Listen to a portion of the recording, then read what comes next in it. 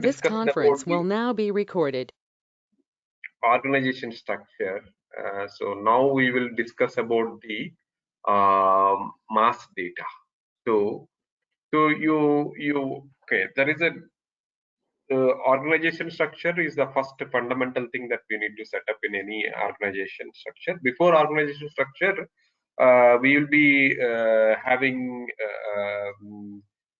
I think you might already aware of the few project management things. Like we will be doing the SAP projects in two ways. Like we do have SAP ASAP methodology, SAP methodology, and we do have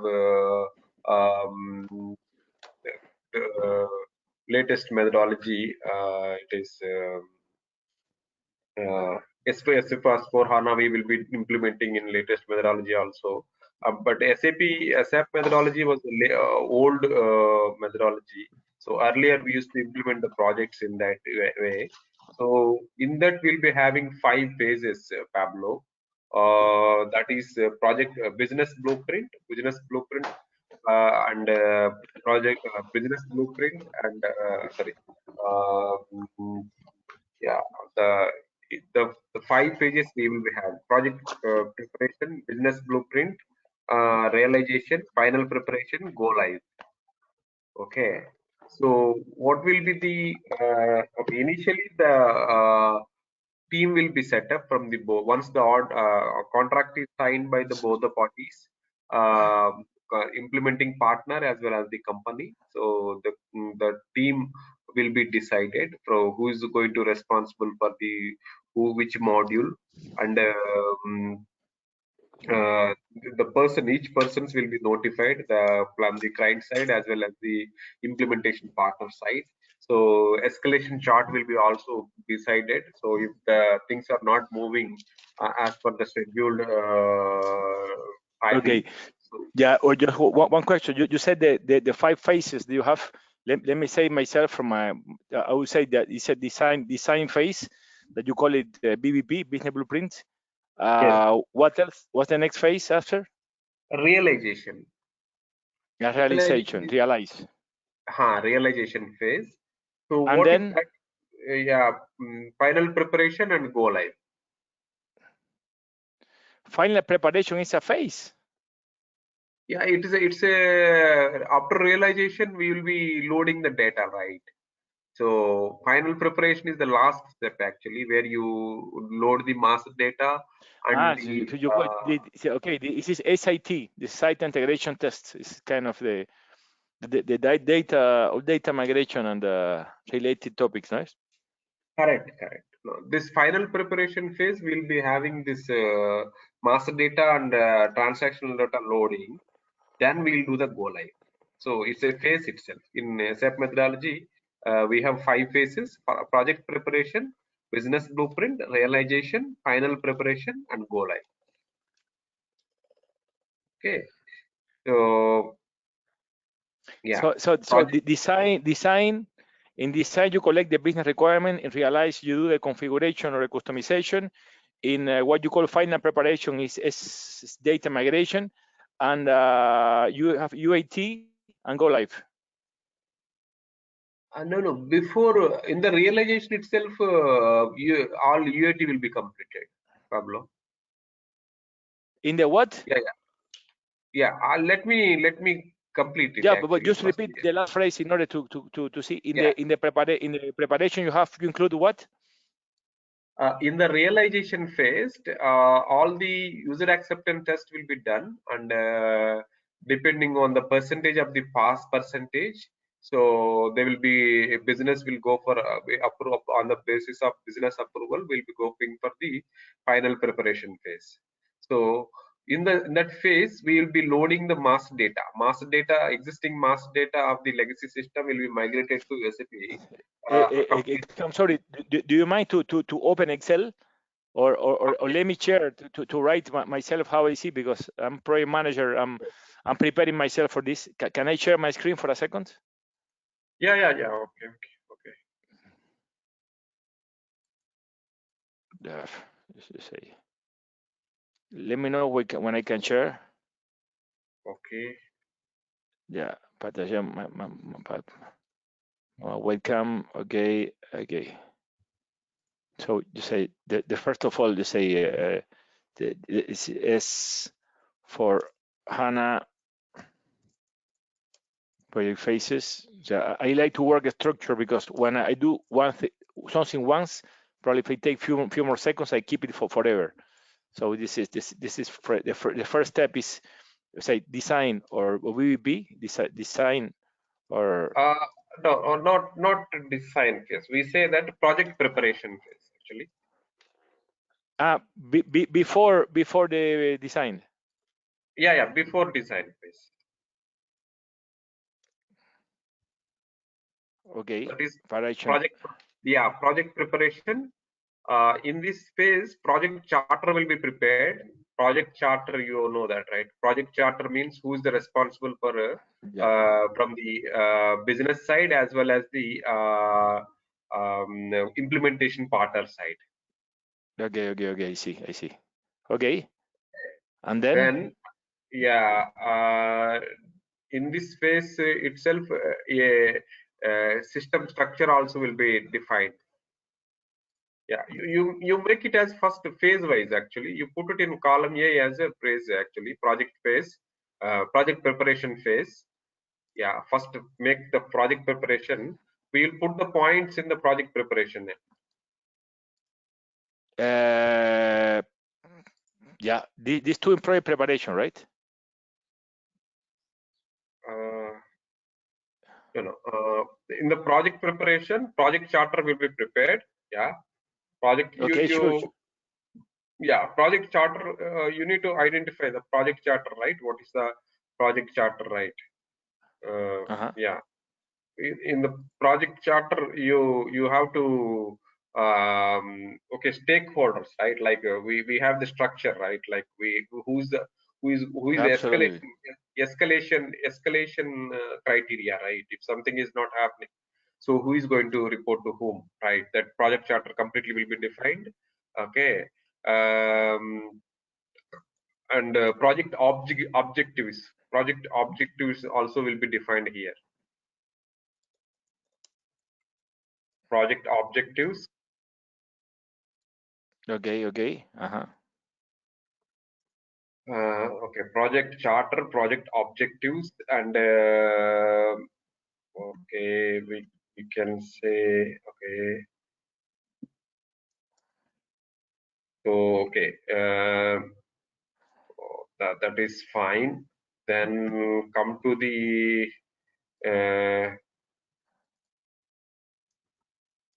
yeah.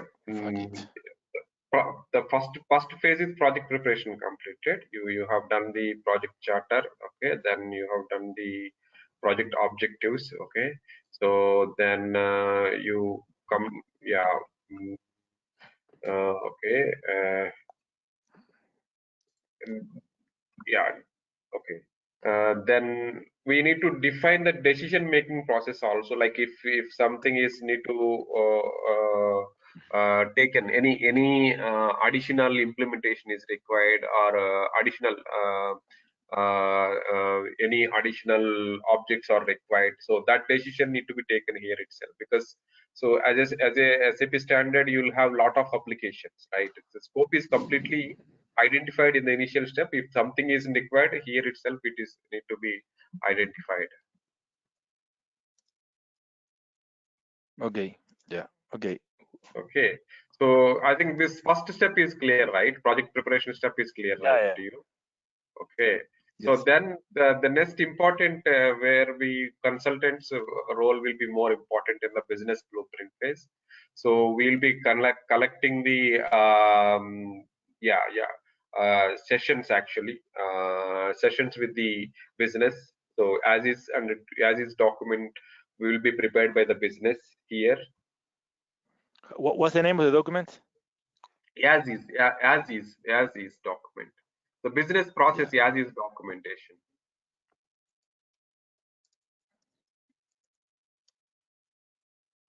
Yeah, business Interesting. process Okay. as is Okay. documentation will be done by the this is responsible done by the business actually. Business will explain to us actually. Then okay. that will be we will be doing the to be process. We'll be collecting the information from the business.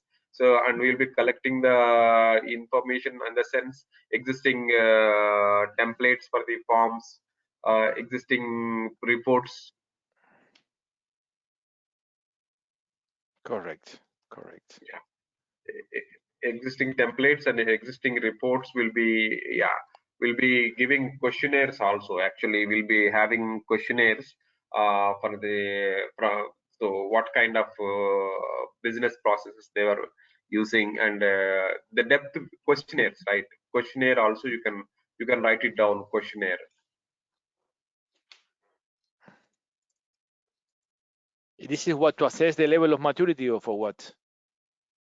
No, questionnaire. Each module-wise questionnaire will be there. Like if you say take the materials management module, so the more questions will be having questions at the time of as is and process, actually, because when they are explaining, so we'll be asking them detailed questions saying that how many in the plants they are going to have it, how many, yeah. So complete information of the as-is business process. Okay, so questionnaire per module. Yeah, per module, questionnaire per module. And how do you code this? This is interesting for me. Yeah. How this is a sub process in order to collect business requirements, I guess, no? That Correct. helps in order to. Interesting. I like it. Yeah. Okay. So yeah. Then we'll be preparing the flow diagram, process diagrams from our side, to be process diagrams, actually. We collected already as is process and process diagrams from the business. So the process to be is not here. The process to be is at the end. No. Because this questionnaire and the preparation of the process diagram is to validate, because we need to validate this design, right? No. To. What I'm telling, after conducting all the workshops with the business with the above criteria, we'll be getting information, right? So in Correct.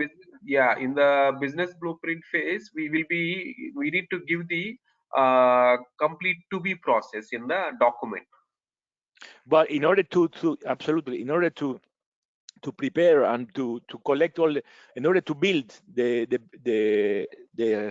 how to say, the design document, the to be process, we need to go through this, right? Yes, exactly. Yes. So we are going to, yeah.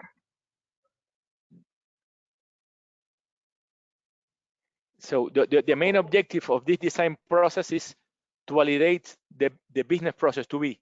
So for this, we collect the initial process as they are, the as is situation.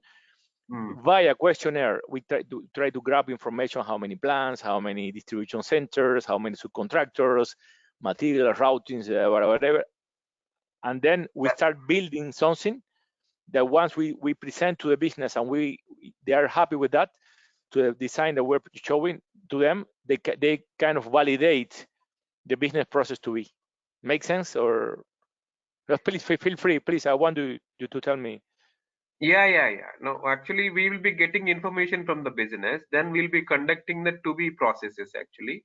So what will be, to be document will be preparing. Like suppose we are having a standard procurement process.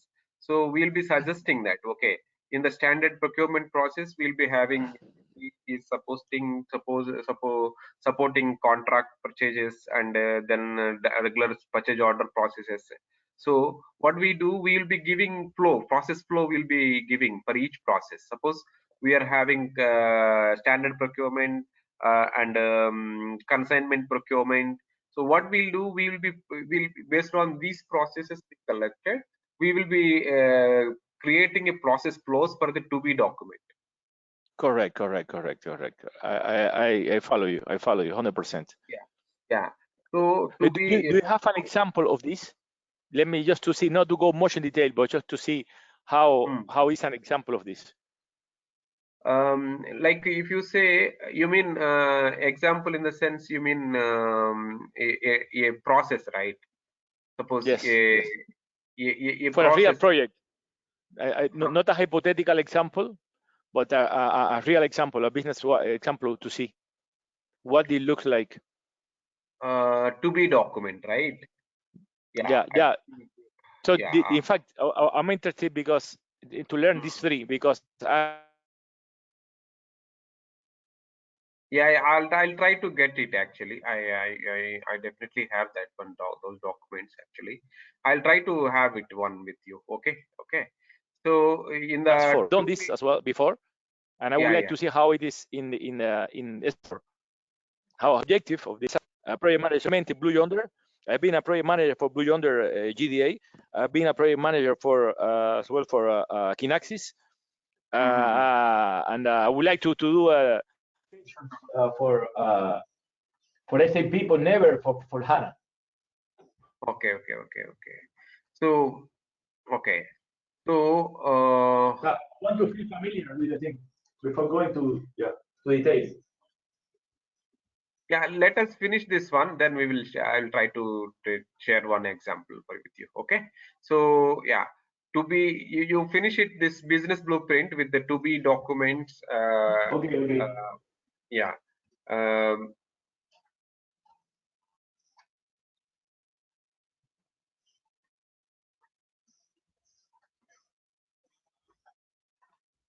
Hello, are you there?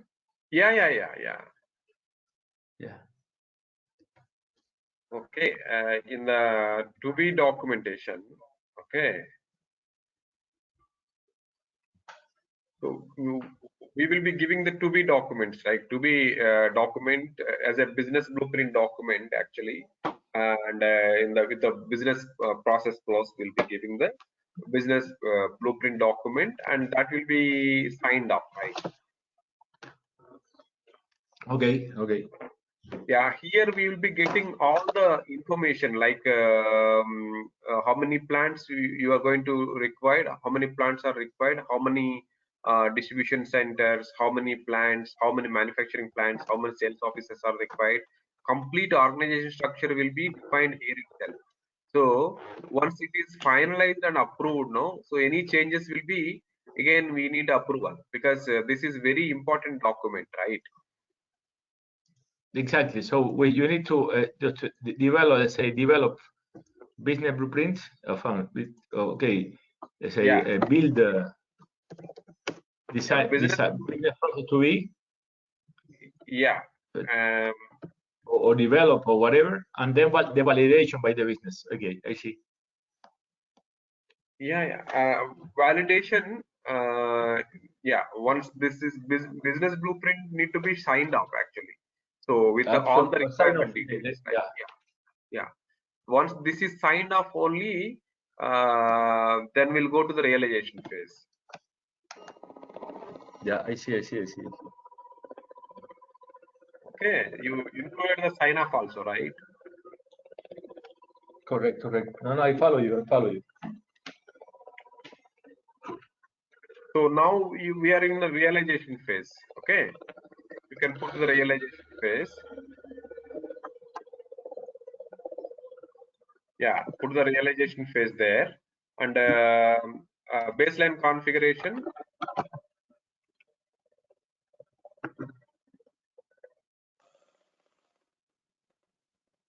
Yeah, baseline configuration.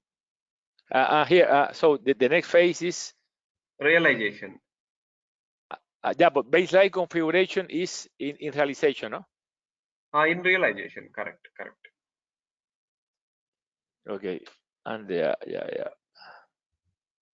Okay, in the baseline configuration, then subsequent unit testing.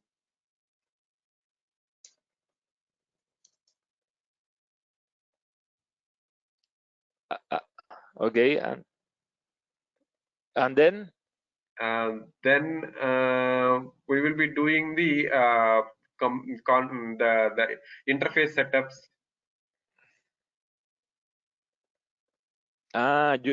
you okay. In realization. Okay. This is in realization phase. Yes, complete realization phase actually. SAP project will be completely in realization phase, interface testing, and we'll be starting the integration testing. Here, in realization. Yeah, integration testing. This is a waterfall, right? Or it's a hybrid of agile? No, not agile actually. This I'm just ASAP. I'm just giving it. We will go to the this one. But the methodology is more waterfall or more agile? Is the question. It's not agile actually. Agile I'll be discussing actually. Agile will be coming. I think it's a hybrid. I think it's a hybrid because okay. Let's continue, please. Yeah. And then. So this is done. Then we will be user planning. User? No, not the phase actually. It is in the realization itself. After integration testing, we'll be giving the user training. User training. Yeah. Okay. So then UAT testing, UAT. Okay. User acceptance testing. But this is a phase, in fact. No, it is under realization itself. Yeah? Wow. Okay. User acceptance testing, okay. And then?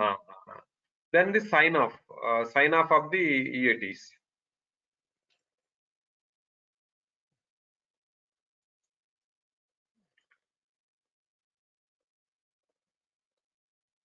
Okay, and then?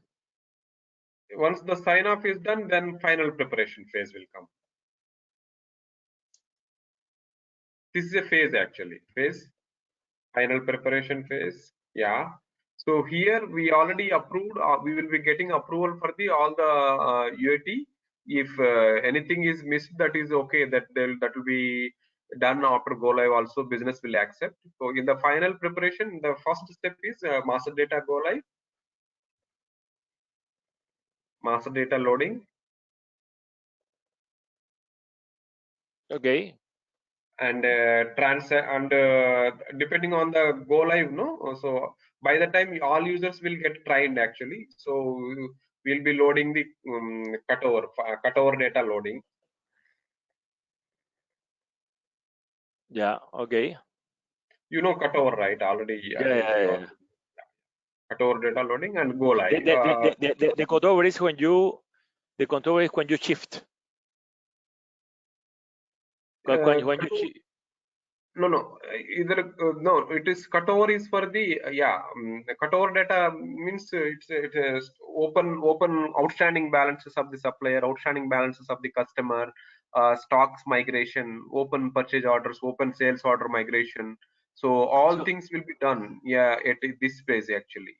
And you switched the environment, so meaning that you are working with you are migrating all the transactional data and static data, and when you finish this migration and the cutover is finished, it means that you can switch the environment. You can switch a new production environment. Yeah, exactly. Yes. Okay. So, yeah. Cutover data. This is also need to sign off again. We need to get the sign off from the business, right? Because once you load it, so we need to get the sign off. After that, we will be going for the go live.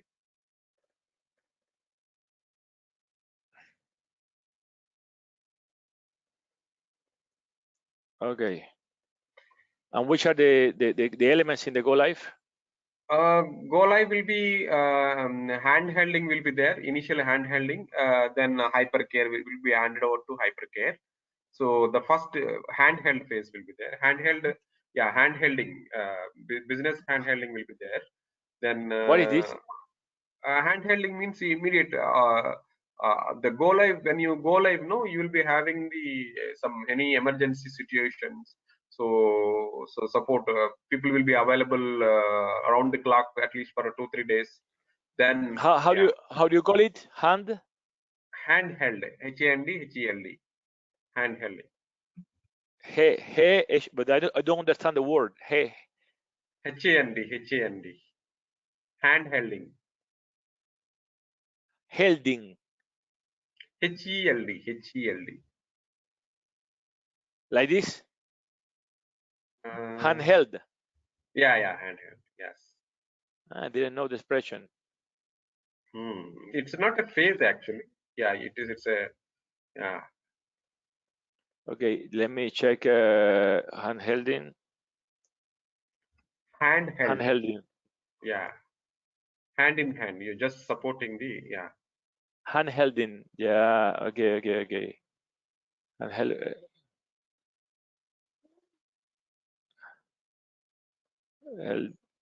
Project. So the first day of go live will be always will be burning, as you know, because somewhere will be missing some issue in printout, some issue in the interface, some issue in the approval, some issue. So you always have the challenges at the time of go live, right? As you already know. So once that will Yeah. be there for 2 weeks maximum. Then after that, hypercare support will be there.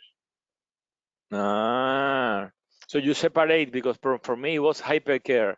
For you it's handhelding. You separate this critical part. Once you go Yeah, it is. live Yeah, after initially, go live. you need Yeah. much more support, and this is not for you hypercare. This is something that is called handhelding. That is really support, more close, very close support from the Yeah. technical or So teams or because functional team to a business. because the people will be on site actually. So all the people will be need to on site because the business should not shut down route. Business should not affect. That's why these 2 weeks, at least 2 weeks, will be planned for the all the important modules and will be on site and they'll be supporting business smooth transition. Okay. And yeah, okay. In terms of timing, how long do you take for a project like this? Usually, I know it depends a lot from the company, and from Yeah. the maturity of the company, from the support of the company, that I know, and from the availability of subject expert matters or business process owners, I know. However, what I want to know is, overall speaking, what's the duration that mainly you think you can give to this, more or less? Okay. So it again depends on the volumes of the business. Actually, if the normally how the business will go. So they will suppose you are having a company and you are having branches across the world. So then you select the most the branch which they do maximum volumes of the business, right? So then you implement the SAP there because they're all your scenarios are getting covered. So you select that branch and you will be doing the the implementation at that phase actually at that No, but site. Then you this is an approach. No, but this is a no, this is a very how to say, conservative approach. In fact, yeah, many companies opt for big bang.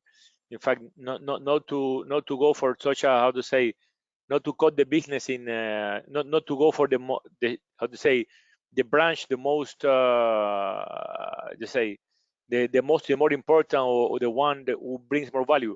Many companies opt to go to a big bang, or to go by factories. I think the standard is not by branch, is by factory, right? I mean, it's yeah. what I've seen in ERP.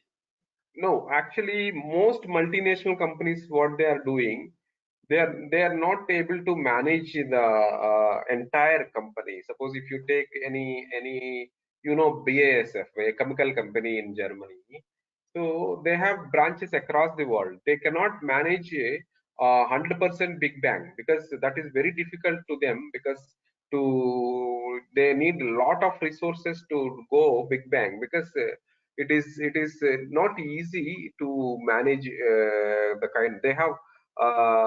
They have the kind of huge manpower, users also, like so 10,000 users, 20,000 users will be there. The training will take a lot of time also, but that's why they go with the rollouts actually. First they will go with the main branch go live, then the Correct. remaining branches will be going rollout. Each rollout 6 months, 9 months, depending on the size of the users, capacity of the branch that they'll go actually. So okay, if we try to think of an example, let's say a factory, not to make, let's say within, for example, Nestle, we take one business, let's say coffee, or let's say cacao, or pets, whatever. If we take one single business that could be after consolidated in many projects, one single rollout, what would be the overall? We are talking about any basic main template, huh? Just a project. How long would it take? I think that's what 2 months, 2 months, a month. I want to put month, in fact, and just have a logical approach. In fact, how would you, in terms of timing? Yeah. So it is minimum. Okay, if you take okay, minimum. Okay, you can take at 9 months. 9 months period at least required minimum if you are implementing standard SAP, at least, because yeah. So at least 9 months time will be required, because what will happen, you will not having much time on the preparation phase actually, because here you will not be having much of objects, but in the design phase and realization phase, you'll be having a lot of timing, a lot of challenges here is going to come actually. So yeah, so you first, yeah, how you want to distribute 9 months, because 15 days, 2 weeks for handheld support, and 1 month uh, hypercare support. Here you can put 1.5 month in the hypercare. Final preparation, we can put 1 month actually. Final preparation. Hypercare. Yeah, hypercare 30 days you can put hypercare. Generally, they will go with the 30 days support hypercare. But hypercare is at the end, in fact. Just so. Yeah, at the end, correct. If we go from here, in fact, so usually, how long does it take you to, how to say, to collect? It depends on the company. This is the stupid question, because company might have different level of maturity, but are you expecting from companies any specific format? I think a process modeling like ARIS tool or OSAD, or any specific cartographies. My question is not innocent. My question is how you are going to model or map this business process to be for the sign off. Is something similar as you would like to have initially, no? So basically, you see my question. You would like to see the company provides you the subject matters of the company, of the business process owners, or the project management, or the program project direction from the company side. They provide you the business process. In which format are you specifically used to receive it? I would like to see, for example, if you have something in your hand. If you don't have it now, it's okay. Yeah? We don't need to lose time looking for it. But next time, I would like to. I'll be interested in going a bit more into details on this, in order to gain time, because yeah, you have something very to share, just to see very quick, or not. Right now I don't have in handy, but I think I'll get one for you. Yeah. Okay, no problem. Yeah. Okay. Okay. So I think that will be so detailed actually. You'll be having so detailed.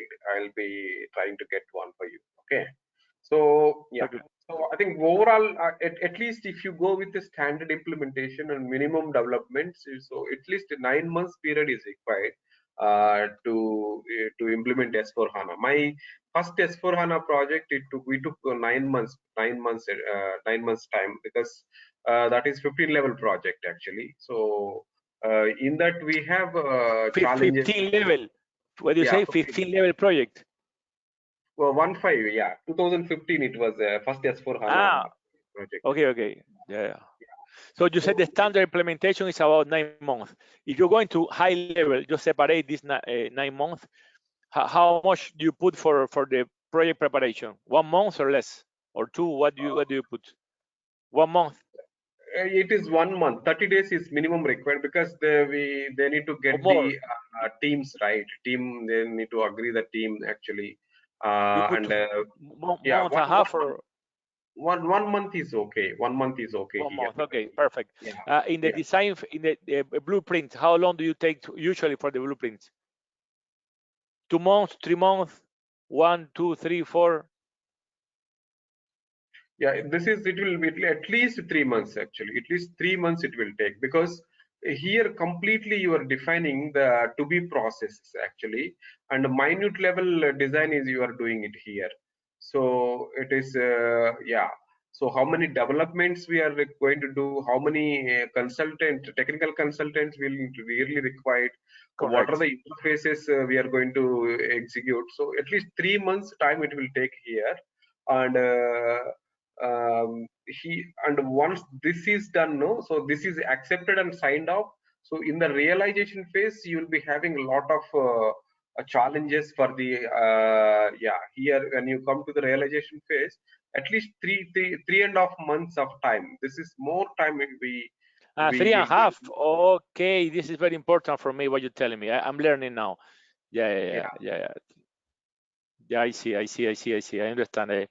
I'm happy for this. Yeah. This is Yeah. Okay. okay. Good.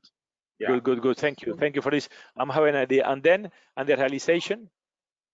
So realization, it will be okay. 4.5 months we already spent. Okay, again 4.5 months only we have. Okay, so this will be going another three months actually. It is more than actually 3.5 months if you put here. Definitely three But and a you half include, months. yeah, 3.5 months. But there you include, if you can you split this 3.5 months. So the baseline configuration is heavy, or is it something that we No, take? They take what, baseline half configuration. 1 month? Yeah. No. Baseline configuration is only 15 days. You don't put 1 month. Baseline will be 15 So days actually. yeah, so in a project like this, you usually plan a 15 days buffer, right? At Yes, least, sir. no? Okay, Yeah, 15 days is enough actually. Baseline will not take much time, because the decision is already done by the at the initial phase. Okay. okay, So yeah. yeah, and unit testing also 15 days maximum you can take it. That will not also not take yeah. Only 2 weeks of unit testing. Okay, but that goes to this 1 month. Okay, I see. The same developer will do his own unit test. Okay, Yeah. okay. And interface setups that can start in parallel, right? Yeah, that is a parallel activity. Correct. Yeah. Okay, and then the integration Integration testing. Yeah, integration just testing we after. can put. Yeah, it You is put what? for 1 month it. or 2 weeks? No, it is yeah, it is 1 month actually, because integration testing, it is involved in the interfaces also. You need to do the Correct, testing correct. with the interfaces also. Okay. So the user training that can start from E- so this is not yeah, related to in the critical path. So that I've seen it in the go live. I've seen it here in many different places. So the no, user no. training is something that can start. Where could you start? Do you start it? User training you can start once the system is completed the unit testing. No, no, not unit testing. Okay. Yeah, a few master data you can start actually at the time of unit testing completion. No, so you can Yes. start, and yeah. So once that is completed only, then we can start the UAT. So UAT is user training completion is prerequisite for the UAT. Yeah, you put what 2 months, 1 month, 2 months. UAT, It depends. UAT 2 months, 2 months, minimum 60 days. Yes. Yeah. Okay. So it's a long time. Okay. Good. And then UAT That parallel 1 month. activity. Yeah, that is also 2 months parallel activity actually. UAT they can start from the ones that, no, after 2 weeks, after 1 week of user training you can start the, yeah, no, after user training, after yeah, not complete training. Okay, just yeah, after 1 month of user training you can start the UAT. Okay, I see your approach. I see. Okay. Yeah. So once this is the sign off will be then and there will be done. Actually, you don't need to have some timeline on this one because they once they do the testing, then and there will they'll be doing. So it's a part Yeah. of that testing itself. This is a milestone. In fact, this is not a real. Yeah. Okay. And then once you have this, you say no. Master data loading you can do once the UAT started, no? So month M8 itself you can start master data loading M8 because so a few already UAT will be completed. 50% of UAT is completed by M7, right? Uh,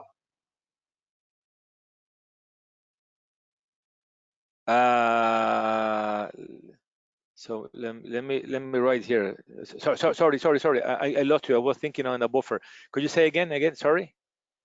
yeah. This master data loading we can start before the M8 after UAT starting. No, UAT is already started in M7. So in M8 we can do that parallelly. Absolutely. You say here that, and this is No, 1 month. not there. No, in M8. You put it in M8 because after training only they will do. After training only. Okay. This master data So UAT.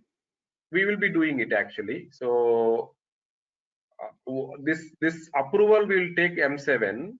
M8 will be loading. Okay, so just you put it in M8 itself. Problem. In M8. Eight. Yeah. The beginning. At the beginning, or here. Yeah. Yes. Correct. So you said just question.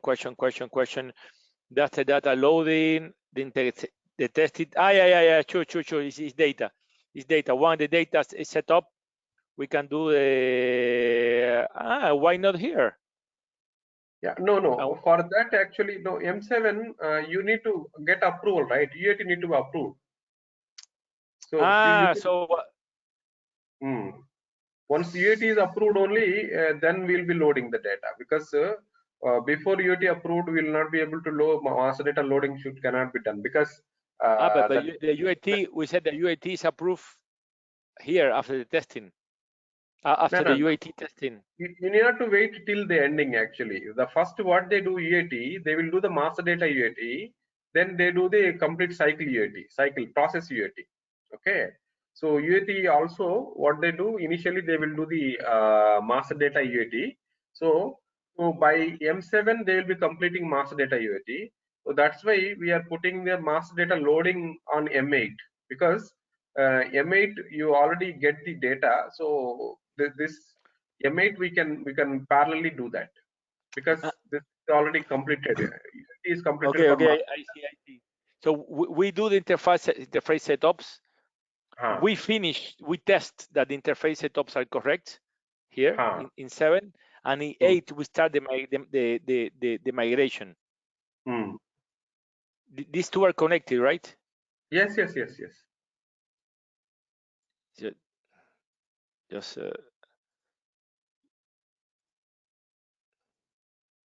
this is data. Okay. I see. Thank you. So sorry to ask you. And then the cutover is obviously finished. I think here. Once, yeah. And to business held. This is what. Cutover actually cutover we can do it on in it's after the project.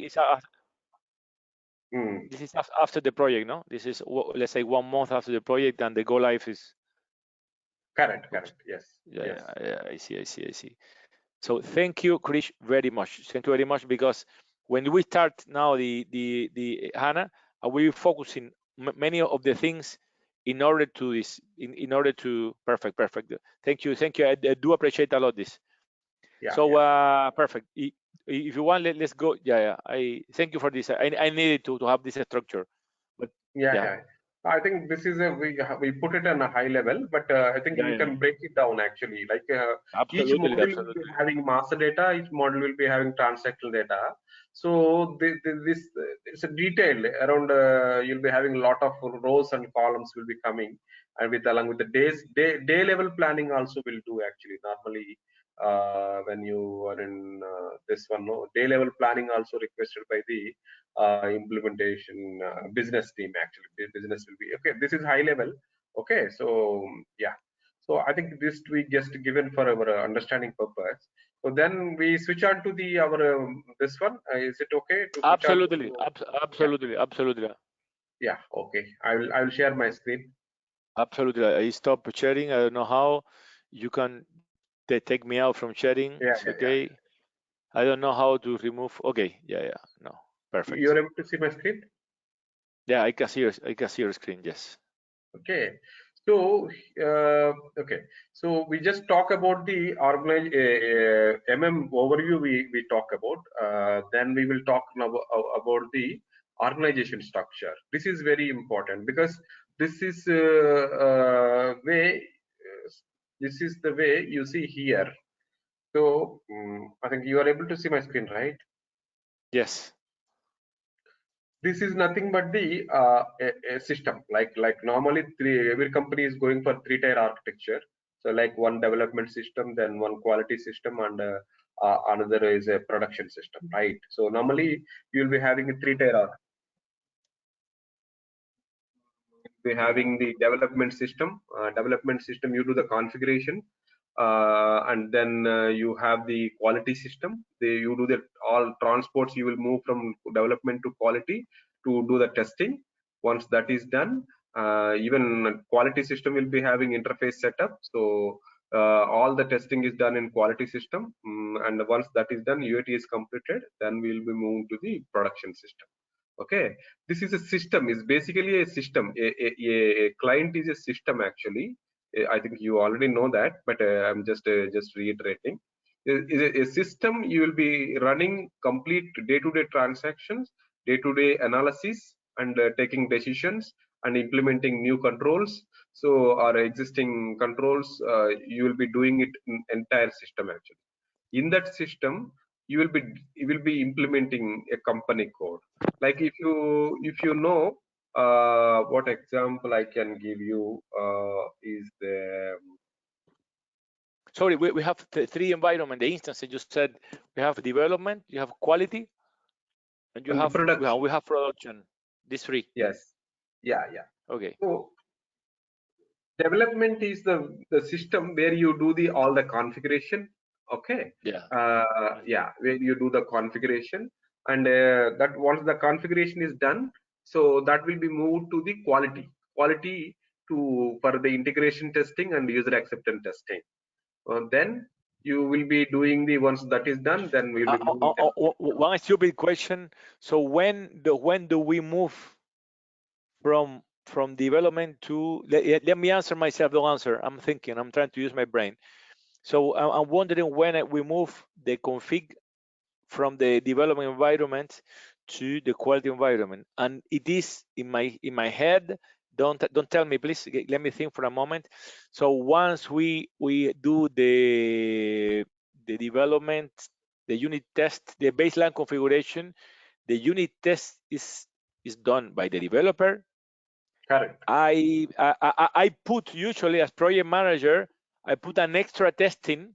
I never happy enough, satisfied enough with the unit test, because I would like that the developer do their own testing, but do a demo and a little config test by the user. So we have say we create a more agile logic. They start seeing what is that simple ways. Have you used this approach or never?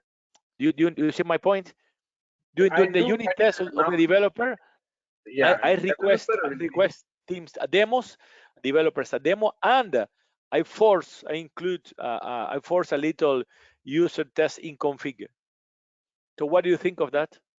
Yeah, yeah, yeah. Development, in the development system, that's why unit testing can be done. So in the development system, what we'll be doing? So we'll be configuring the scenarios, and individual testing they can do at development, as well as even the developer, the person who is doing coding, the technical team, he also can do the test in the development. Okay, so then he satisfied, then it will be moved to the quality, because all users will be authorized to test only in quality. Nobody will be testing in development except the consultant, and consultants only will be having authorization in development. Yeah. So okay, I see. So the unit test is done in the development environment, and the demo, if there is a demo, the demo could be done in development as well. So once the demo is okay, we could pass it. We can migrate to quality environment. Normally in demo we will not No be demo. giving in development, because development is not The complete demo is in system. quality.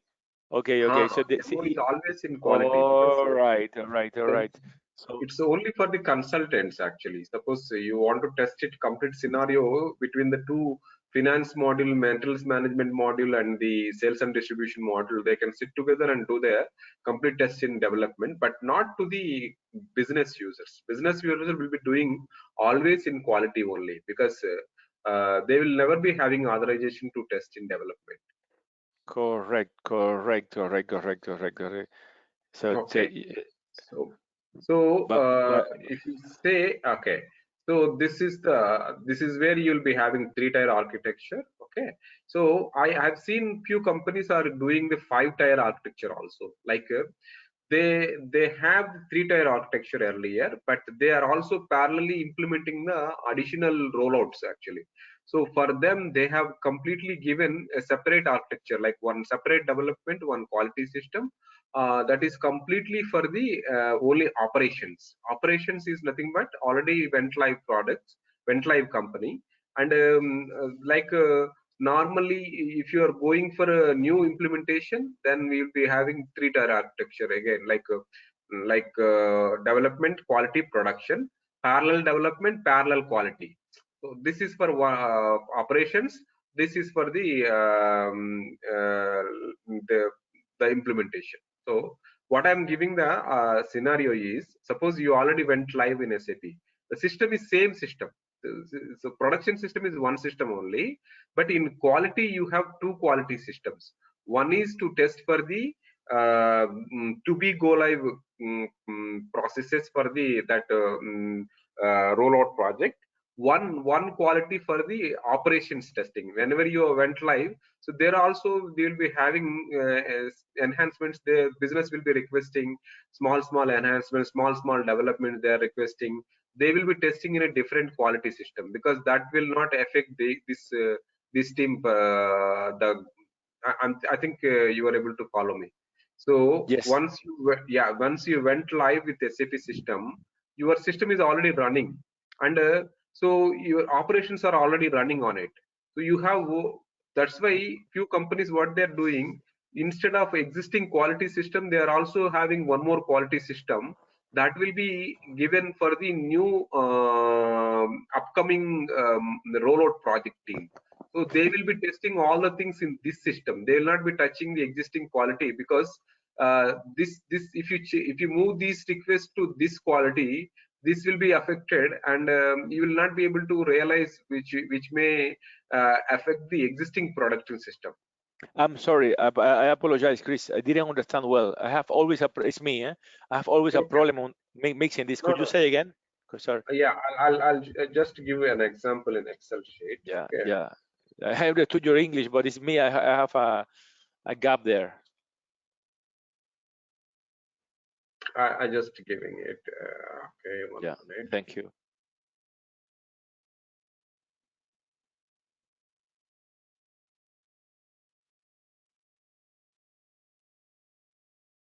You able to see my screen?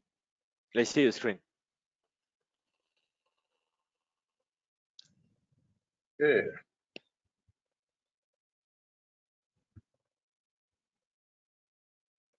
Quas is quality. Yes. Okay.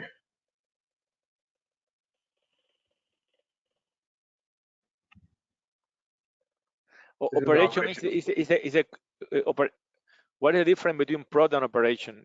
Prod is the current system. Operation is the current system. No, this is to be go live. This is a rollout project. Let me finish first. Yeah, it's okay, it's okay, it's okay. Okay.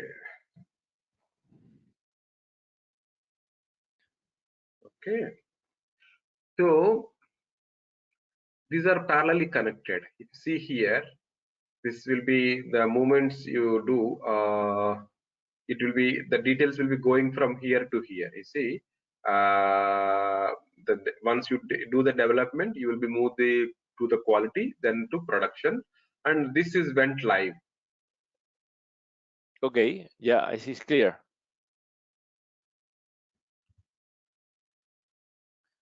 Okay, this is the project. Oh, correct. This is clear. This is a live operations actually. It's already dying. This it is already. So this suppose this is okay. This is okay. This is okay. Suppose US is the one, the country. Okay. Suppose US is a country, and you went live first in US, your company. Okay. Then all are in sync. The system is up and running. Okay.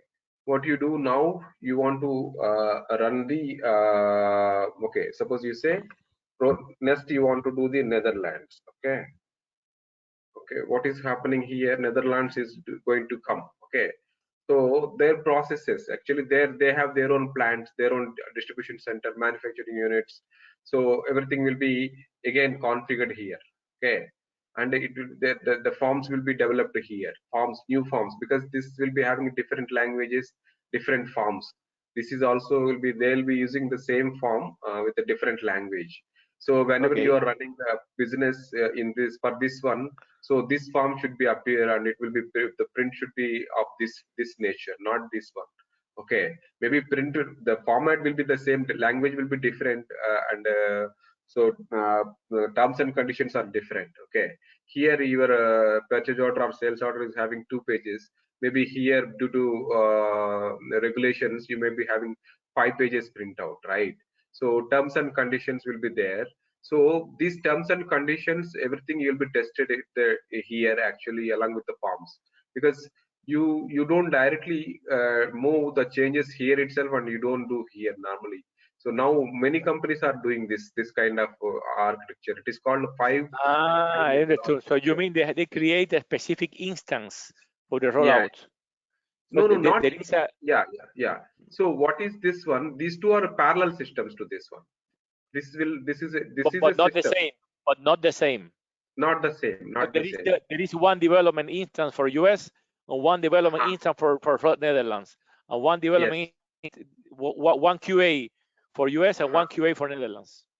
So this Different. rollout is upcoming rollout, right? So all the processes related to this rollout will be tested here, and once it is approved, so then it will be moved to here, then it will be moved to here.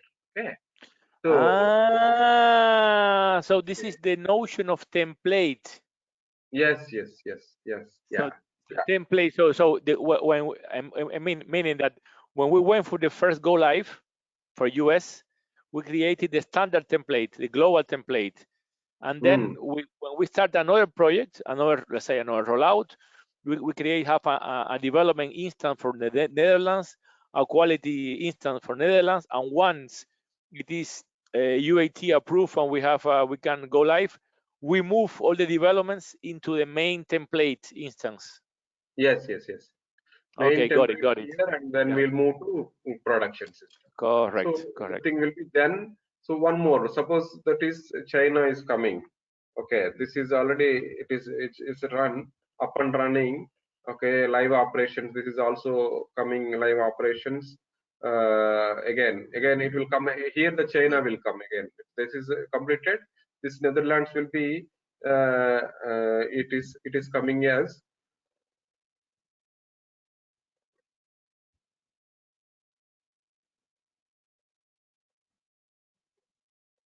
NED, Netherlands. Yeah. Okay. Okay, that's fine. Now it is coming as China is coming. Okay, because Got it.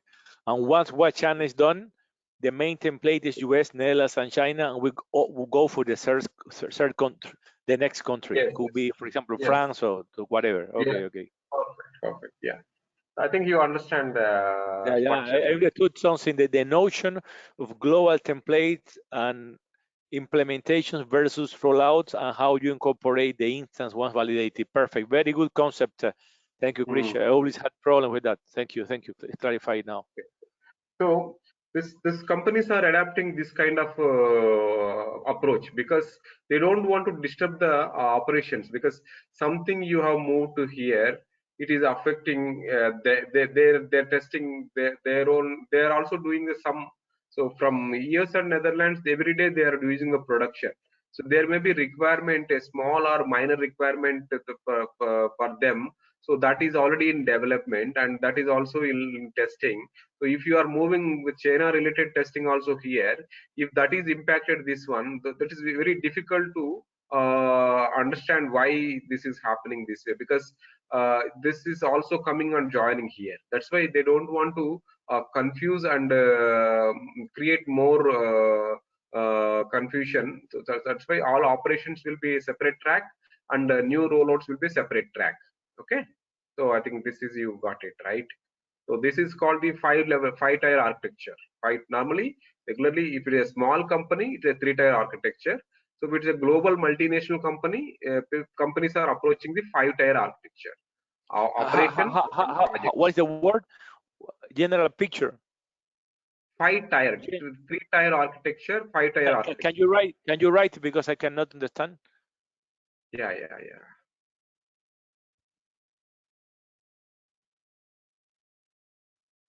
5-tier architecture. It's not 3, it's 5. It's 5. I see. And this is applicable, Krish, when we go for big multinationals, huh? When we're going to a process, when we have a rollout approach, when you have a rollout approach, we need to use the 5-tier architecture structure. I mean, landscape. It's a recommended, actually. It's a recommended architecture because, yeah, this is, you can also say projects, actually. It's a project we can roll out. The projects are getting implemented right here. It is new projects. Okay, I see. Okay, it's operations. This is the live operations. You are already doing it. New coming here. This is completed. Once it is coming here and the transcript is coming, then it will come here. Okay. So again, because this 5-tier architecture will be afforded by the only big companies like say BASF. You can say there are big companies like paint companies. I know. Yeah. So, but a very medium company, a small company, so they will close it here itself because their impacting is also very less. So sure. Yeah. If all the factories are in the same country, I mean, probably it's interesting, a big bang as well. Even if you have some market affiliates outside, but the manufacturing side, I think, is the driver, right? Because the markets is easier to. I have this impression. I don't know, but okay. Great. Yeah. So this is the way. Okay. So now we'll come back to our presentation. Okay. Correct.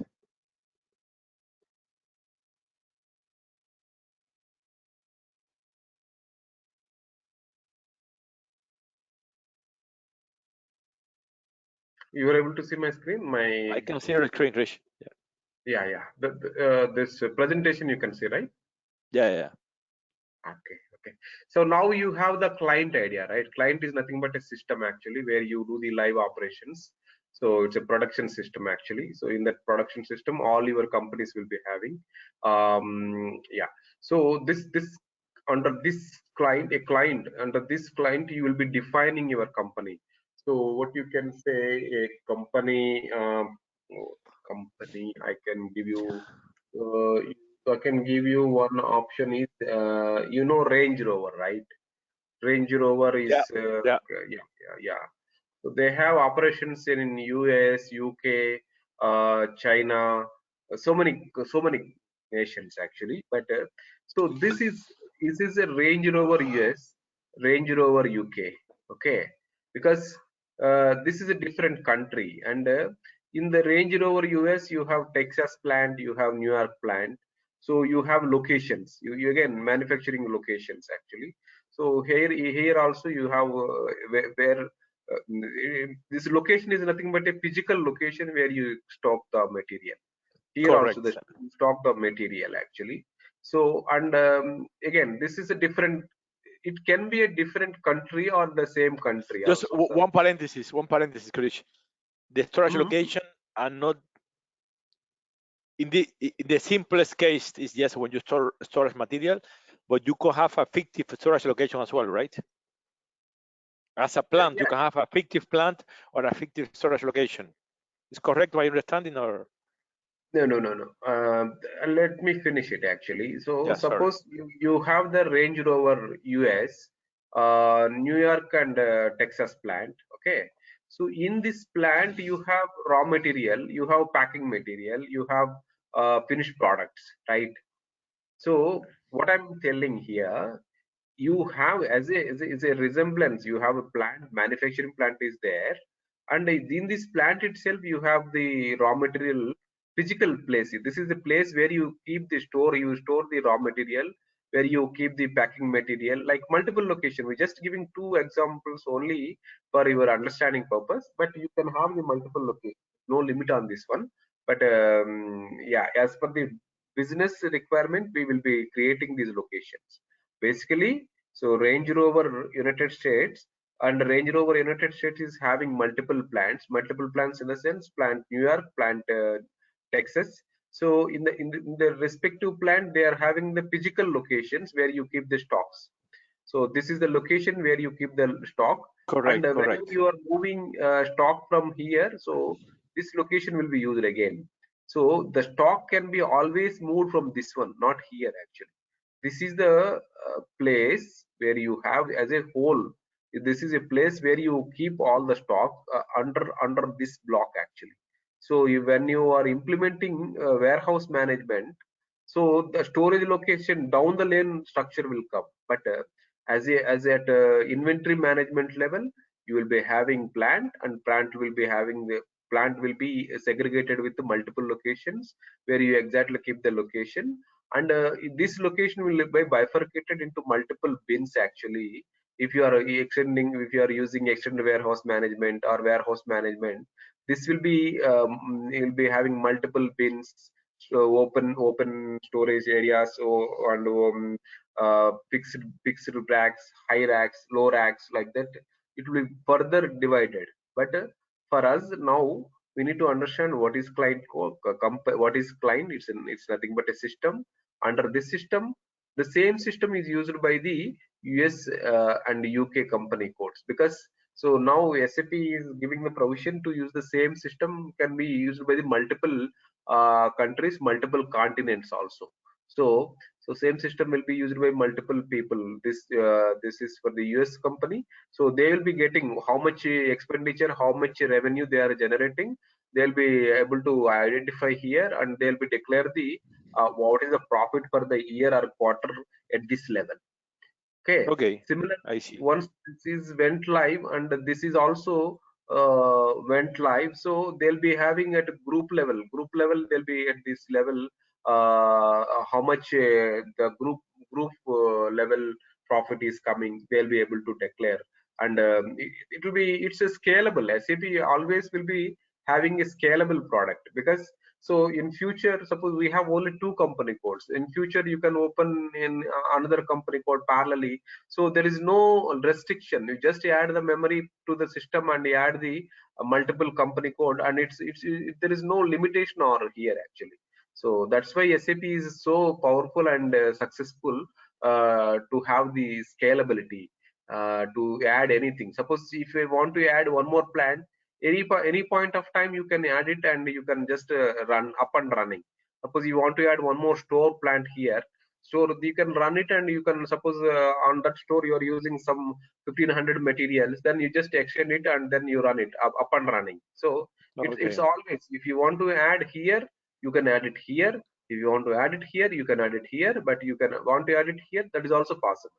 So at any point of level you can add, and that's why SAP is so scalable. That's why that they are very success. Okay. So So basically, if we extrapolate what you're saying to, for example, to when we go to a rollout, let's say we implement for a big project, let's say that we implement the US, when we are going to implement Netherlands, in the development instance of Netherlands, we can make a copy paste of the production or the quality from the US to start from, not to start from scratch. not exactly. Production details will not take it, but you will be having development already. You will be having the US business, right? US company code is already there here. So while making a Netherlands company code, you just use this development system itself and copy to US. So then we will be pushing from here to again. So production, you will be having complete master data and transactional data, right? So in production, we will not be bringing to the development. We'll be just what they do, always every monthly there will be a production will be copied to the quality system. Okay, not to the development system, because production and quality should be on the same set of data, because that there, then only you can test it. Some bug is coming in production system, and if the quality system is not in the sync, or at least 1 week, every 1 week they need to, or 15 days they will be copying the production data to quality test system data. That's why all the scenarios that they are having, whichever the scenario they are having problem in production, also will be visible in the quality system also. So while doing, suppose new company code is required, suppose already US company code is there, then we'll copy the US company code to new company code. Actually, that is always Correct. possible. Yeah, always Yeah, possible. and all the config below as well, no? Yeah. Config. This is also possible actually. So SAP, what SAP has given, at least for company code, no, country-wise company code already they have given it. Okay, even though they have given it, but our criteria, we can copy the existing company code to new company code. Always there is a feasibility available. So, and it's a recommended approach, as you rightly said. So this is a recommended approach, because when you define a plant, so around 2000 tables are there to be complete to this plant configuration. It will take a lot of time, but when you copy existing plant to new plant, no, it will be of at least 10 to 15 minutes job.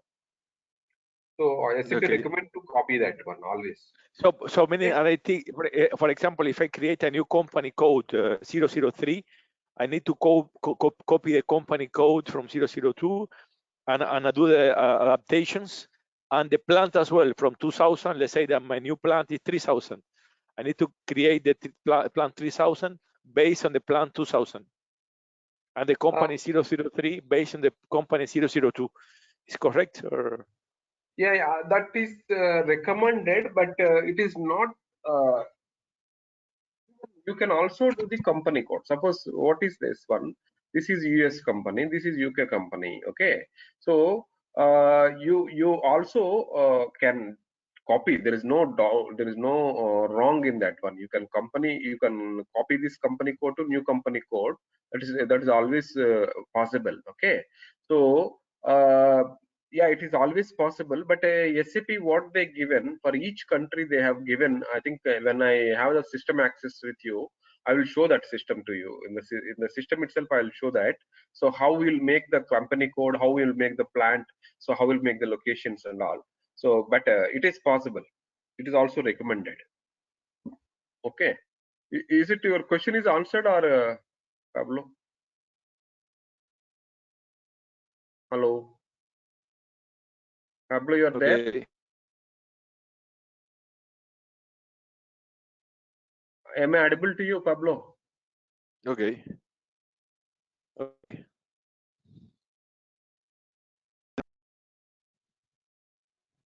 You are lagging.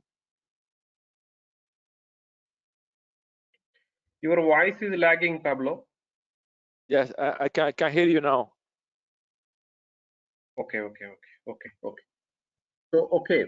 So this is a company code. Company code is the where you will be having the profit and loss accounts, balance sheet accounts will be declared to the respective governments. So it's a mandatory requirement. This is a legal entity actually. It's a legal entity. Under that legal Correct. entity, you will be having the plant. This plant can be a sales office, plant can be a manufacturing unit, plant can be a distribution center, plant can be a warehouse. Okay. So if you are having each different warehouses, so you will be developing so many multiple plants. Suppose you are having your own store. Suppose 25 stores are there. 25 plants need to be created because each store is having the stock data. Okay. So it's all depends on your current existing structure. So we'll be defining company code. We'll be defining plant and existing locations also, physical location. Suppose you are having a tanker, water tanker is there, that is also storage location, because a water need to be flow and you need to be measured, that water need to be measured, then our gas tanker is there, that is also location, is a location where from that location you will consume the gas. Okay. Normally water will not be created as per a separate location, because water is nothing but it is non-validated material for the many companies. So they don't create as a separate mm, uh, item code, or it's like a phantom material will be creating, and we will be using that one. Okay. So now I think you got some idea about client, company code, and the plant location. So what is this purchase organization? The people responsible for purchasing activities is called a purchase organization.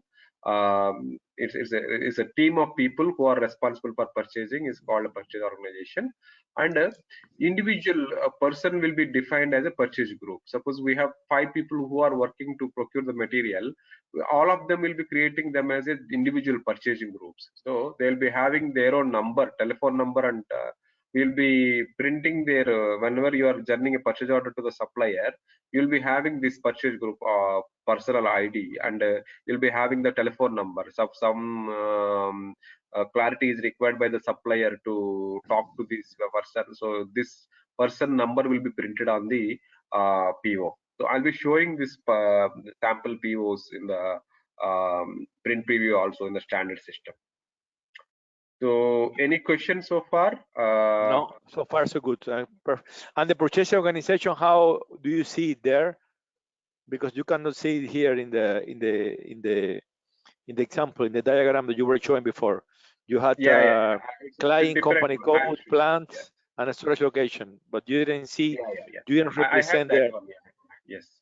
So yeah, a company code represents an independent accounting unit. For example, a company within a corporate group. So balance sheets and profit loss statements required by law are created at company code level. This is very important point actually. This is will be defined by the finance team. Okay. The Could company you say code will again? Could you say again? the company code will be created by the finance team. The finance team, Oh, okay. FICO, Got it. yeah, Yeah. FICO will be created. We are not responsible for that one. So as we discussed, the plant is a warehouse or a manufacturing unit or a sales office or a corporate headquarters or a distribution center or a stores or a store or a single store, mini store, like that. Okay, this will be defined the plant actually. So Okay. yeah. So all the material valuation will be happen at this plant level. Normally, we have in SAP, we have two approaches to have the valuation, but SAP recommends to go ahead with the level of valuation at the plant, because your plant is the highest area after company code. Because and suppose you are having in US, there are two plants we just said, right? So suppose this is the Texas plant and this is New York plant. Supplier is also located in Texas, so plant is also located in Texas. The material value will be same. How the supplier is supplying, maybe $1 per each piece he is supplying. But when you go for the New York, So he need to transport material from here to here, right? So he'll be charging 1.5 because this 0.5 cent is for the is the transportation charges. Okay, same material available with $1 here, but here in the New York it is available with 1.5 because the supplier is not charging the transportation charge here, whereas he is recharging the transportation charge. I see, So I see, I see. So the value that dimension is stored is sitting at the plant level. Got it. yeah. So we also have other level called company code level valuation, but that is not recommended to have it because if you do at a company code level valuation, even though the normal value of the material is different from Texas to New York, so if you activate the company code level valuation, what will happen? You will be doing the value of the material only at that level, and you will never be having the value at this level because you define the company code level. SAP also suggests to go ahead and recommend to go ahead towards the plant level valuation. If you activate once this company code level activation, and the cancellation is very tough, and SAP will charge for that actually. So that's why by default SAP recommends to have the valuation at plant level because this is very fact that every plant will be having their own valuation because so depending on the cities, depending on the geography, the Okay, valuation okay. varies. Clear. Yeah. Perfect. Okay, yeah. So now we are talking about the location. One plant will be segregated into multiple location. Like raw material, if you are storing this material, this will be calling raw material location, packing material location, and you finished product location, dispatch location. Like that, you can have multiple location. Suppose you want to transfer from here to here, you need to perform a transaction because physically the stock is moving from one location to other location. So the same way. So suppose normally these locations will be having within the plant actually. So yeah, so the transfer if you want to do, you need to do from here to here. Some transaction need to be performed, then it can be With done. MIGO, Perfect. yeah, MIGO Yeah, 101 or 102 or 261, yeah. yeah, exactly. Okay. Yeah. So here I have given a purchase organization. It's a group of team of people who are doing purchasing activities for the company. Yeah, I remember. So, A purchasing yeah, organization can cover one plant or several. Yeah, clear. yeah. So yeah, so you can see here the purchase groups are yeah, individual people who are regularly doing the purchasing activities. This organization will be split into multiple purchasing people actually, multiple purchasing groups. Okay, this purchase organization is a part of purchasing people, purchasing team of purchasing people who are responsible for procurement. They are responsible for domestic procurement as well as import procurement also. So all kind of procurement they'll be doing. Any questions so far, Blo? No, clear. So I just given one company. This is a Tata Group is a company actually. So they have the Tata Motors. They're the manufacturers of the motors. Like they do truck, they do passenger vehicle, they do the cars. So they also do the chemicals. They also manufacture chemicals.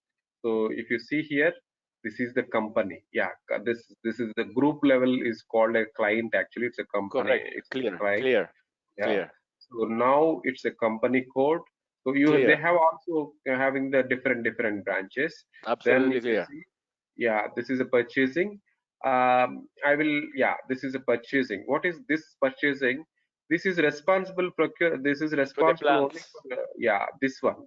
Clear. I understand that Yeah, there are two levels there, two yeah, different exactly. two different layers, just cross dimensional. I see. Yeah. So So what is this one is what there? depends? In fact, one purchasing organization covers the plants, in fact, and Yeah, at the same time, the plants are how to say underneath the company code.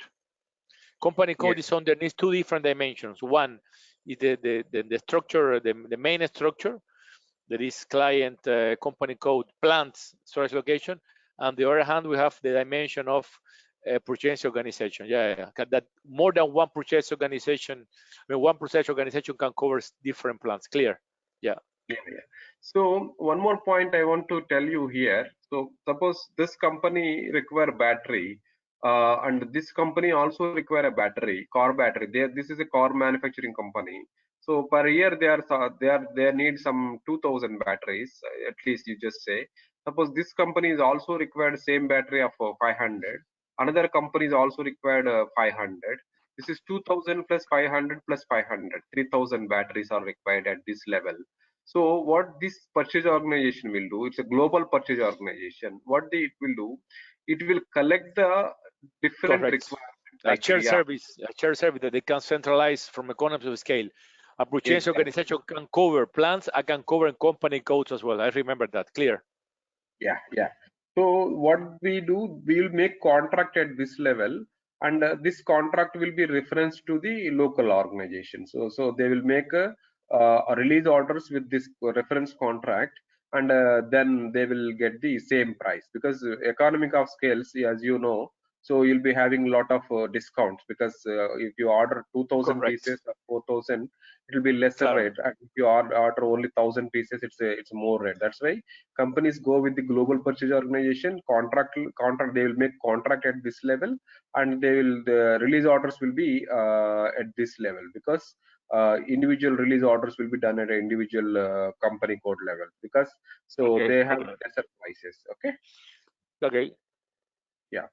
So I just given one example organization structure. This is you see here. This is a company. This is a company company code. This is a company code, and you can see this is supported by these so many plants. If you see, these are the divisions. Actually, they are the individual divisions. They are having a separate plants actually. And wait, well, I have a doubt. A plant and a division is the same. A plant and a division. Yeah, it's one a plant. Yeah, it's a one division here. It's a division is same actually. Yeah, this is separate plant. This is separate plant, and these are the physical locations where they have it. So this central warehouse is for this. All this central warehouse is shared actually. So that's why this is real. This one actually we implemented one project there. So we have just given for our understanding purpose actually. So for all these plants, one purchase organization is responsible to procure the material or services. That is called, this is the purchase organization. And this purchase organization is divided into multiple purchasing groups, you can see here. So this is complete organization structure. It's a company code, a plant, and the physical locations where you keep the stores. And a purchase organization is responsible for the procurement of the material services. And here the purchase is split into multiple purchasing groups. Okay.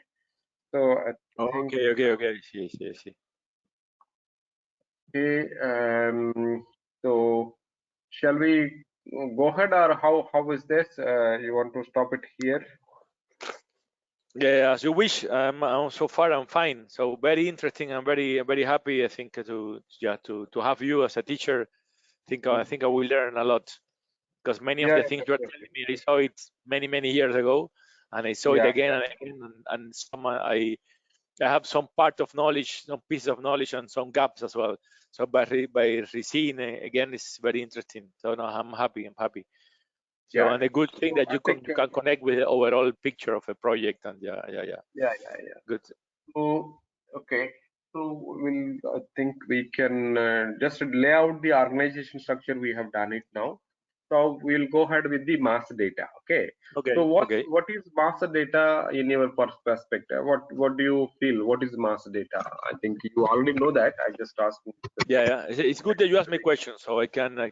For me, master data is master data. I would say this all the I would say by category. I would put items is master data.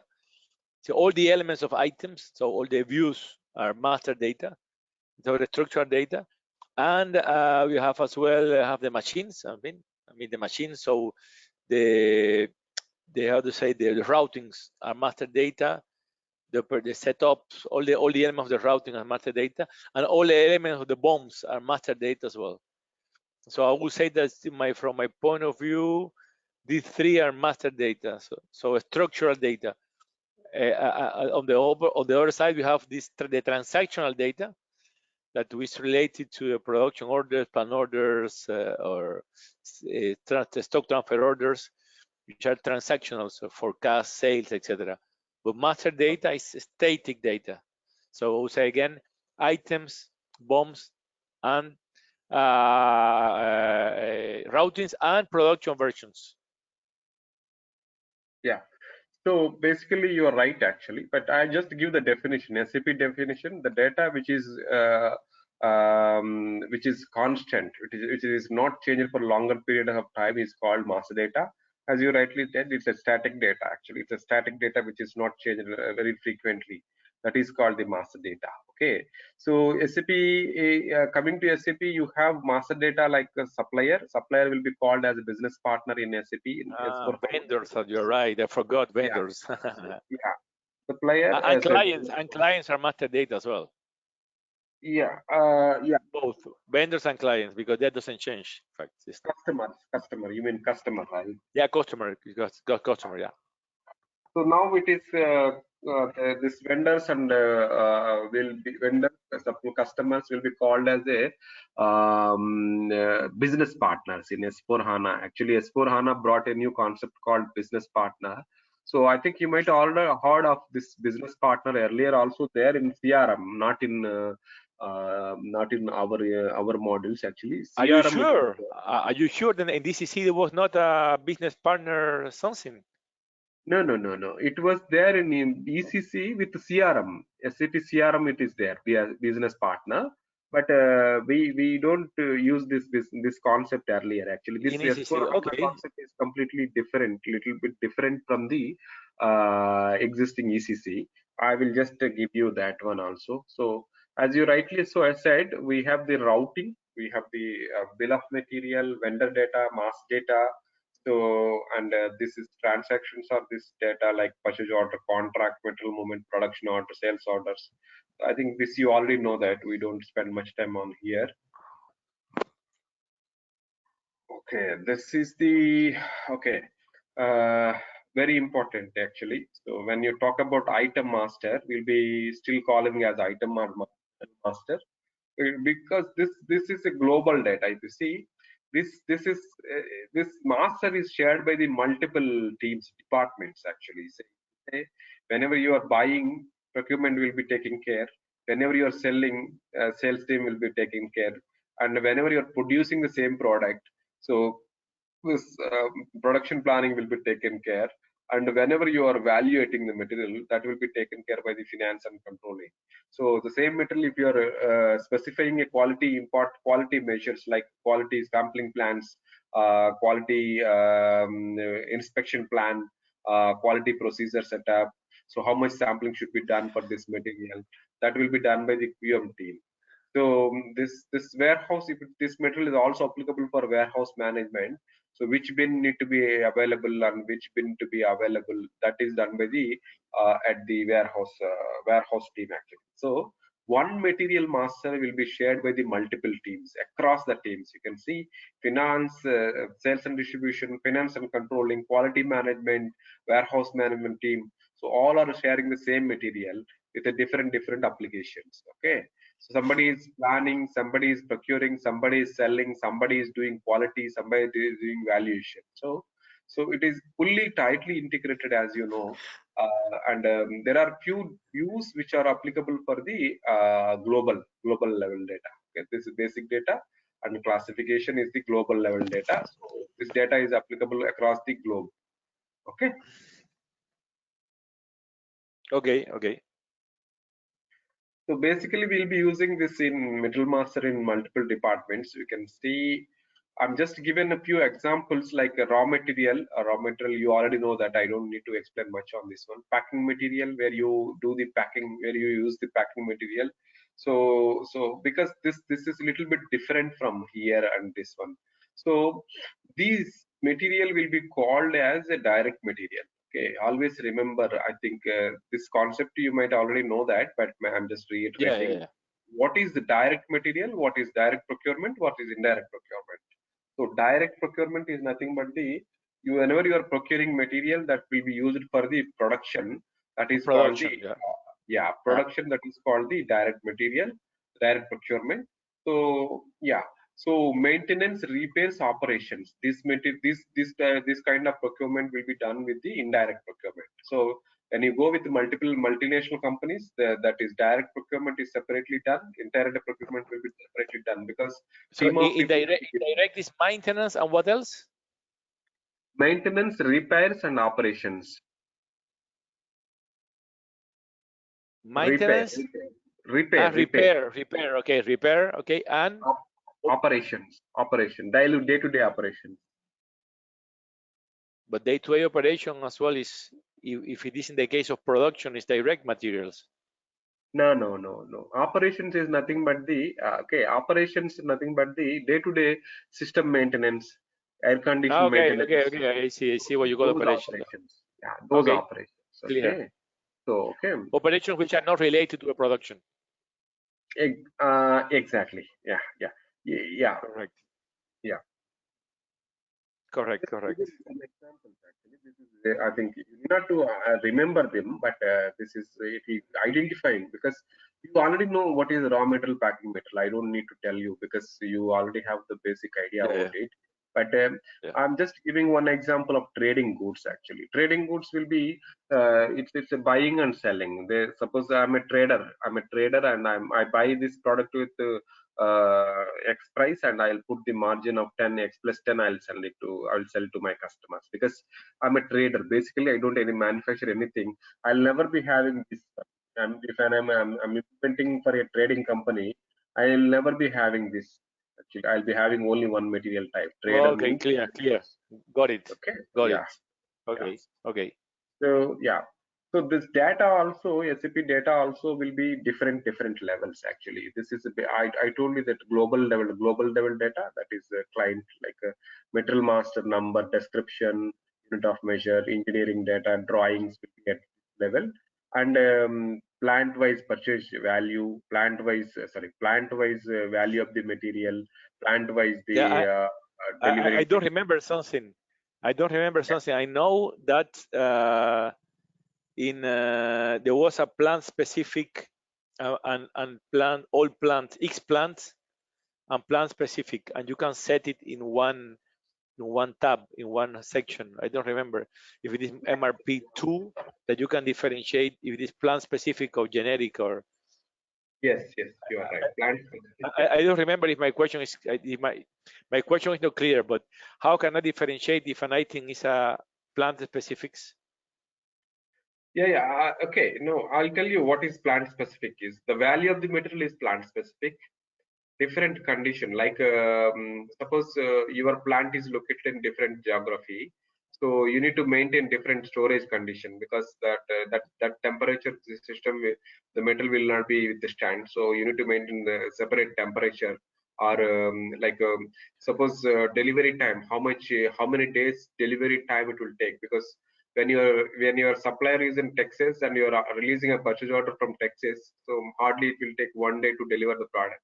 When your when your plant is in New York and your supplier is in Texas, so definitely it will take little time, right?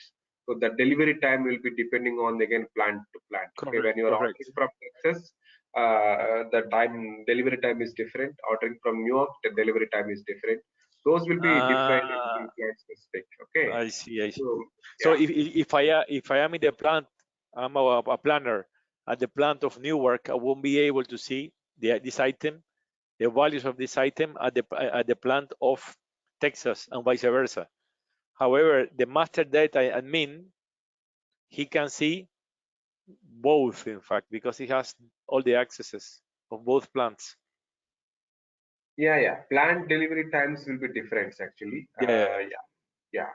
So even some plants also having the goods receipt GR processing times actually. What is that is GR processing time is nothing but the time once the material has arrived at our house, how much time it will take to place into the bins or place into the location. So normally it will be the company. So for the few bigger plants, maybe it will take 2 or 1.5 day. That also can differ from the plant.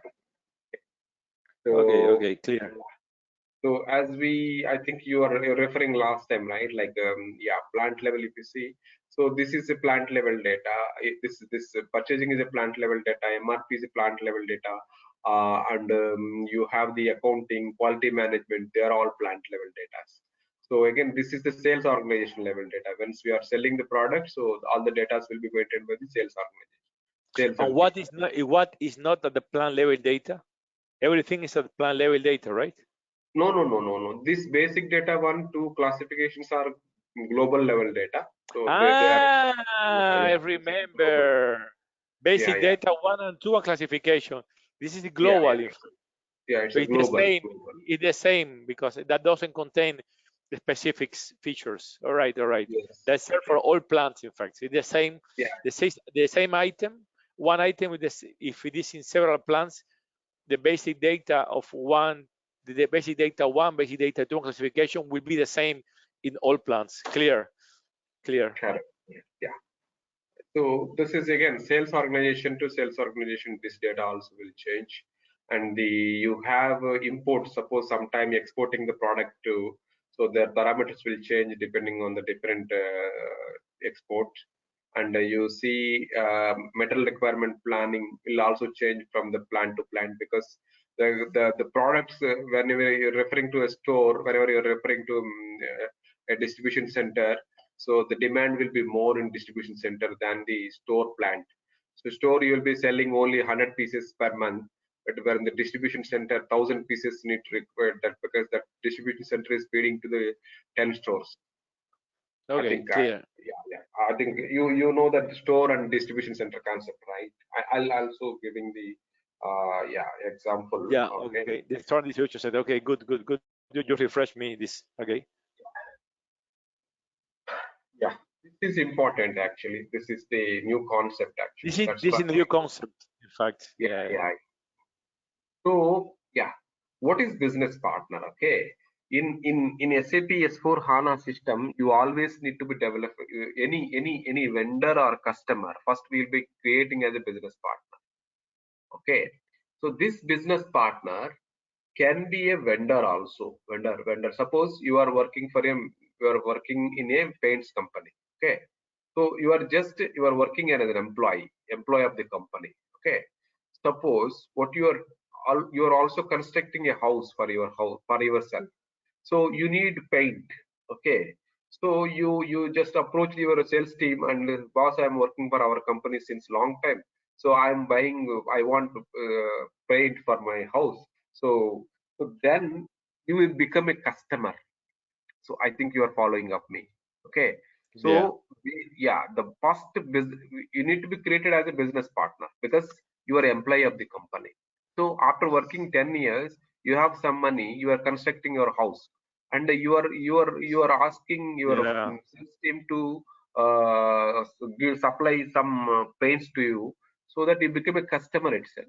So okay, Yeah. you are But it is very you are uncommon that one partner is a vendor and a customer at the same time. It's uncommon, very uncommon.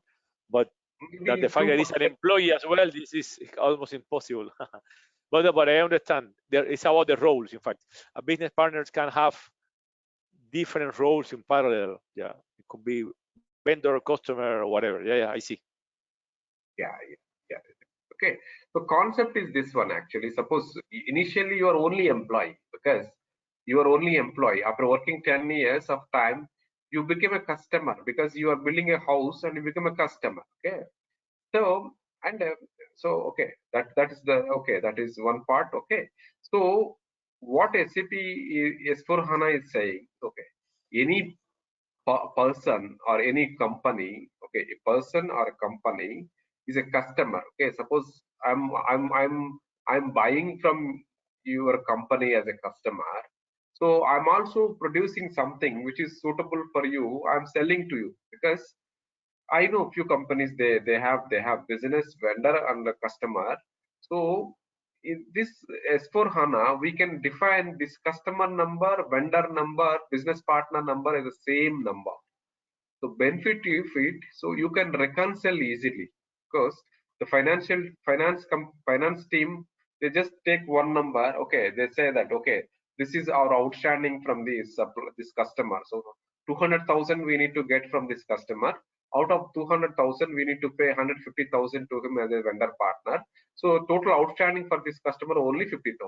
They will just like that reconcile and tell that, okay, this got reconciled for your payments. So we need to give only for 50,000 rupees, $50,000 for the Okay. for this month. Okay, I think you Yes. got Clear. the Clear. Okay. So okay.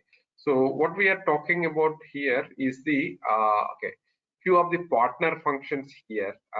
What is few partner? Okay, so vendor will be having. Okay, again, now we are discussing about the vendor. Okay, we this is vendor is only one role actually. Okay, customer is one role. Okay, so as a whole, initially you need to develop this business partner, then you need to develop your vendor. So if suppose after some time he is becoming also a customer, you need to create a one more role. Here we are adding a role to the existing business partner itself. So that's it. We don't have earlier in ECC, you have separate vendor, separate customer. We also can connect together. This partner concept is not there. Okay.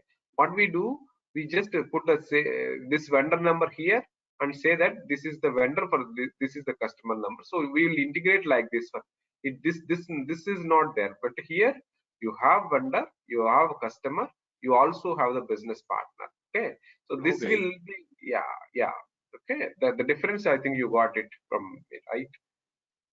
Yeah, clear. Okay, this is general data, like Metal Master, you have global data, right? So this general data for vendor also available, like vendor address detail, telephone number, fax number, mail ID, all will be available in general data. Okay, and company, if you see accounting data, so accounting data will be reconciliation accounts to the supplier, payment terms to the supplier, will be managed at accounting data also, because sometimes you don't, all suppliers will not be receiving purchase orders. Sometimes okay, you will be just you do the cash purchases, or you just you don't use the purchase order, but in that also you can specify the payment terms. So the like cash purchases or something, no, or whenever you don't need purchase organization, that's why we also can define the payment terms in accounting data. We also define the purchasing data also payment terms. But when you release the order to the purchase order to the supplier, these payment terms will be taken precedence.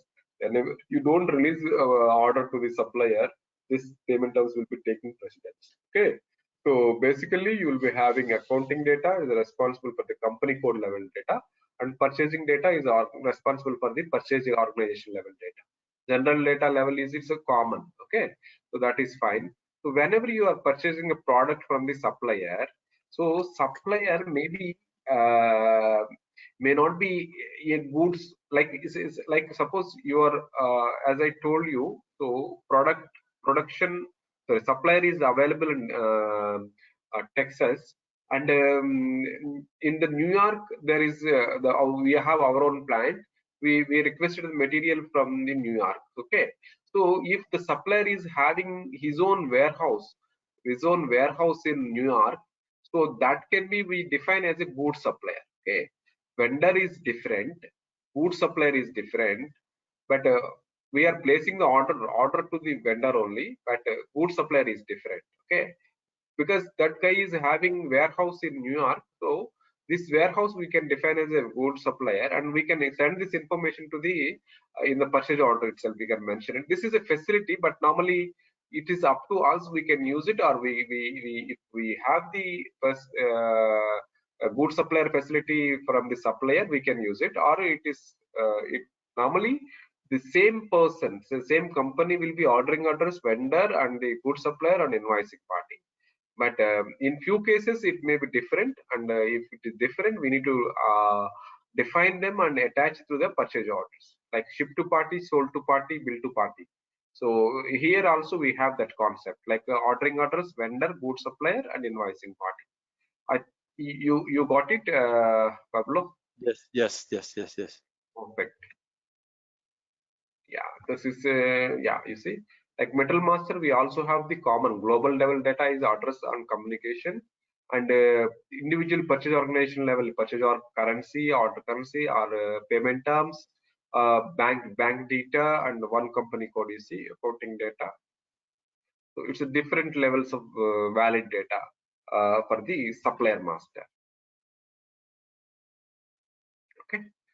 So I think Yes. we will stop it here, Pablo. Tomorrow onwards, we'll connect the remaining points. Okay. So I think this Okay, is all. sounds good for me. Thank you. No, thank you very much. I'm happy for this. Okay. Thank you. I'll be sharing this document with you. I think I'll be adding few more points over here, and I'll be sharing with you. Okay. Absolutely. So, so I don't know if Mohan is there. Mohan. Krish, no, Krish. His name is Krish. My name is Sri.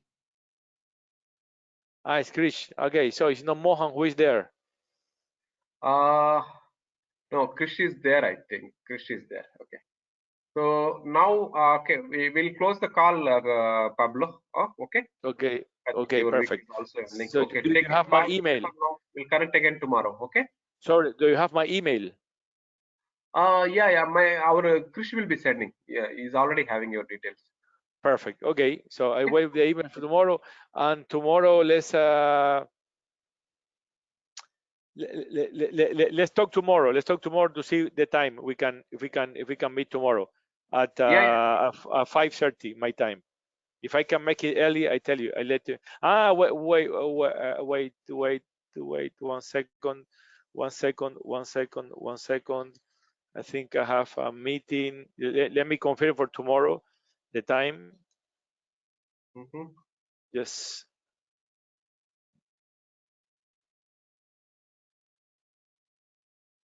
because I need to go to the office. I'm switching on the computer. 1 second.